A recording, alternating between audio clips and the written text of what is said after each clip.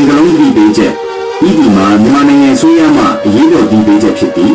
နာဂစ်ဆိုင်ကလုံးမုန်တိုင်းဤကလာမှုကြောင့်မြန်မာနိုင်ငံကရေးရန်ဒေသများအတွက်ဆိုင်ကလုံးကြီးပေးချက်ထုတ်ပြန်ထားပြီးဒီအနေရှိသောမုန်တိုင်းကြီးဖြစ်စီတတ်သောလူကြီးများမိုးရေထန်စွာရွာသွန်းမှုများနှင့်အသက်အန္တရာယ်ရှိသောမုန်တိုင်းများကိုအီယာဝတီမြို့ဝကျွန်းပေါ်ဒေသနှင့်အနီးနားရှိရဲရွာများပါဝင်မြေနီးပိုင်းကရေးရန်ဒေသများသို့ယူဆောင်လာမည်ဟုမျှော်လင့်ရသည်ထိခိုက်ခံရသောဒေသများရှိဒေသခံများအနေဖြင့်ချက်ချင်းကိုလုံရနေရာရှာဖွေရန်ညီမတို့နေရာများသို့ပြောင်းရွှေ့ရန်နှင့်ဒေသမြအာဏာပိုင်များ၏ညီကြားချက်အားလုံးကိုလိုက်နာရန်တိုက်တွန်းထားသည်နောက်ထပ်သတင်းချက်လက်များနှင့်အရေးပေါ်အခြေအနေနောက်ဆုံးရသတင်းများအတွက်ဒေသခံရေဒီယိုနှင့်လူမှုတင်ကြားဌာနများကိုစောင့်မျှော်ကြည့်ရှုပါ